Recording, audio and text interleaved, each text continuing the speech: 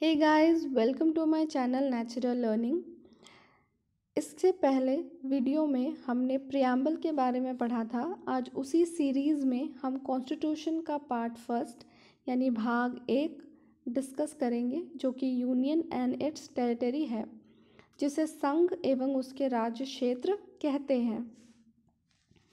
Union and it's territory में article 1, जो कि कंट्री के नाम और उसके राज्यों के बारे में बताता है।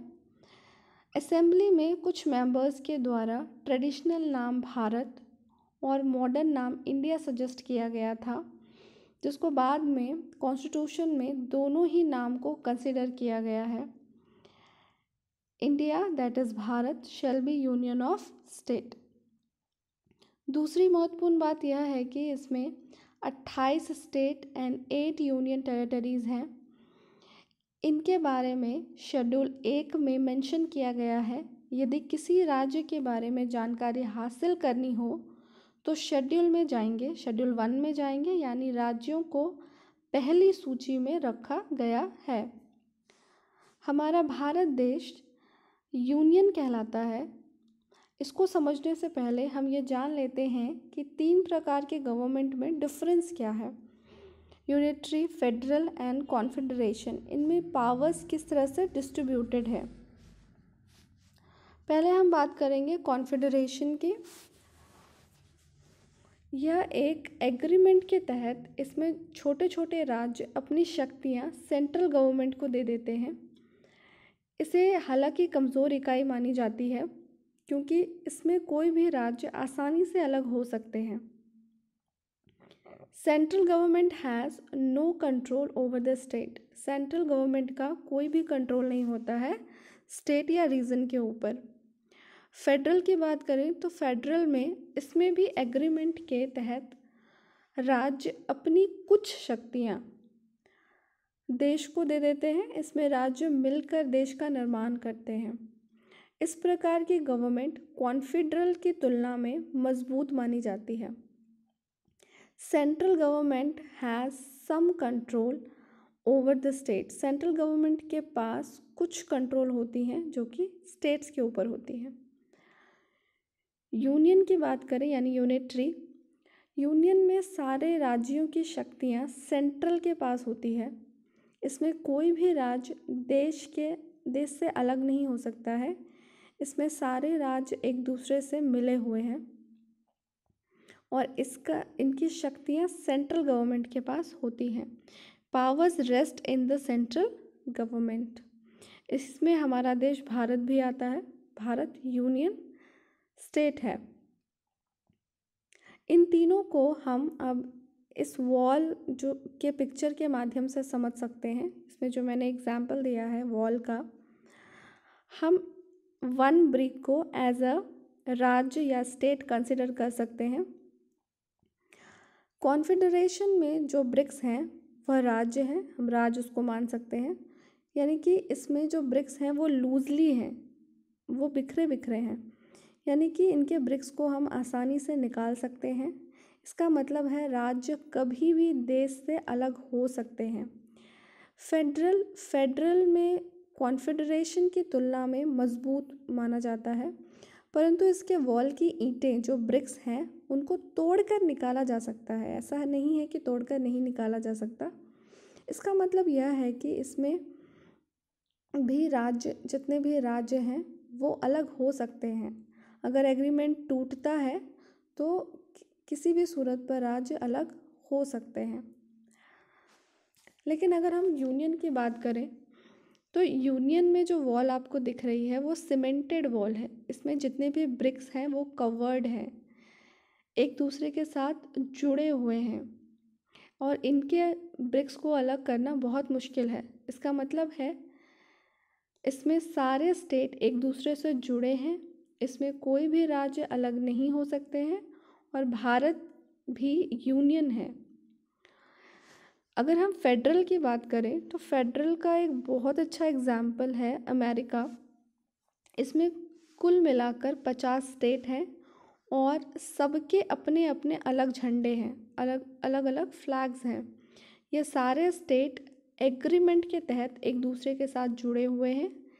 इसमें से कोई भी राज्य अलग हो सकता है, अपना अलग कंट्री बना सकता है किंतु भारत में यह संभव नहीं है। भारत क्या है? एक यूनियन कंट्री है। आर्टिकल 1 की बात करें तो आर्टिकल 1 में 3 चीज़ें महत्वपूर्ण हैं। इसको समझने से पहले ये मैप देख लेते हैं। इस मैप में ब्रिटिश प्रोविंसेस स्टेट और प्रिंसली स्टेट मेंशन है, यानी आज़ादी से पहले हमारा कंट्री कुछ इस तरह से बिखरा हुआ था।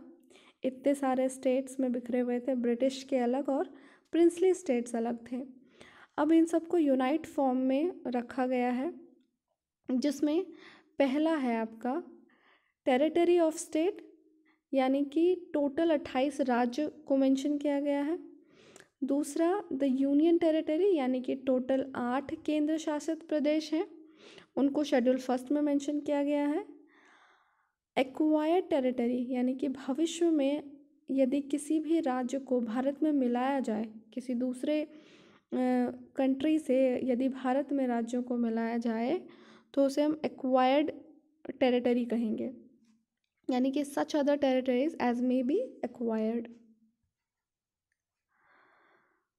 आर्टिकल 2 एडमिशन और establishment of new state. Article 2 हमें यह बताता है कि किसी भी राज्य को हम अपने कंट्री में मिला सकते हैं, किसी दूसरे राज्य को, किसी दूसरे राज्य के कंट्री को अपने कंट्री में मिला सकते हैं, यानी admission of establishment of new states, यानी संसद में राष्ट्रपति के पूर्ण अनुमति पर किसी राज्य को भारत में, किसी विदेशी राज्य को भारत में मिलाया जा सकता है।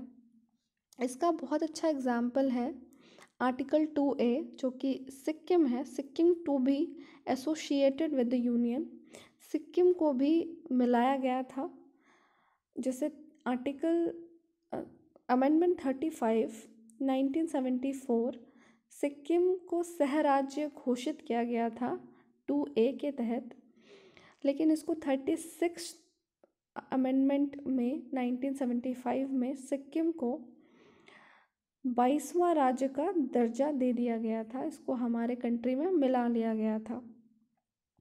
सो on 16 May 1975 Sikkim became the 22nd state of the Indian union and the monarchy was abolished.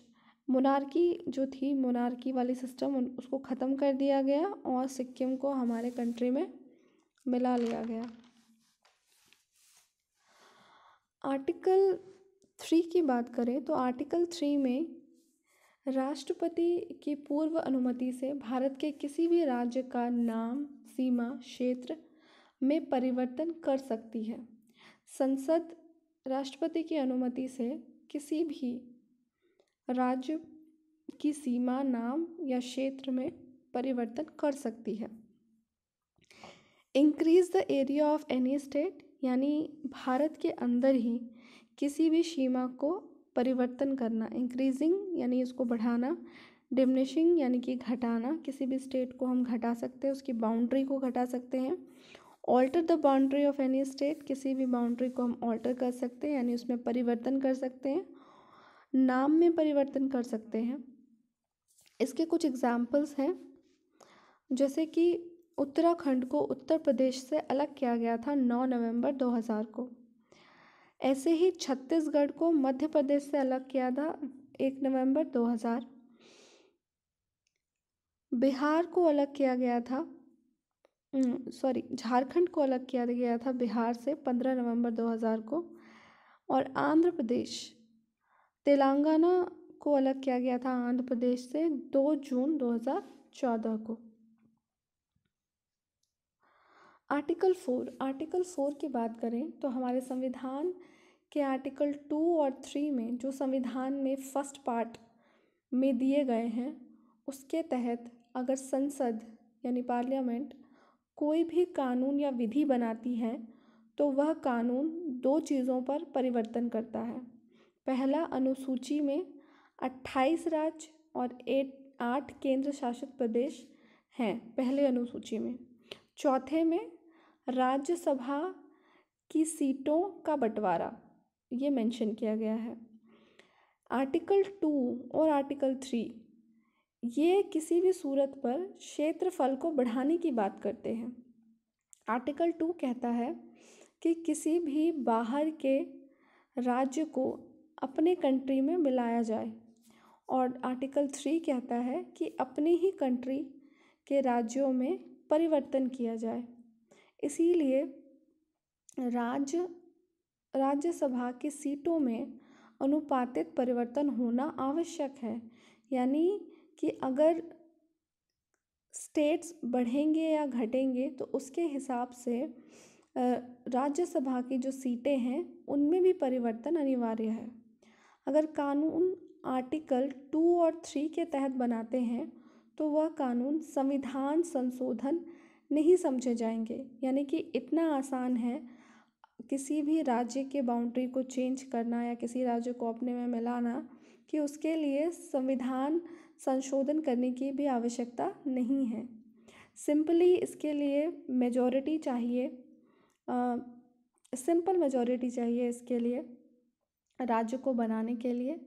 यानी कि अनुसूची 1 में परिवर्तन के लिए अनुच्छेद 368 में किसी भी प्रकार का परिवर्तन की आवश्यकता नहीं है। No such law as aforesaid shall be deemed to be in amendment of this constitution of the purpose of article 368. Thank you so much for watching this video. I hope so you like. Thank you.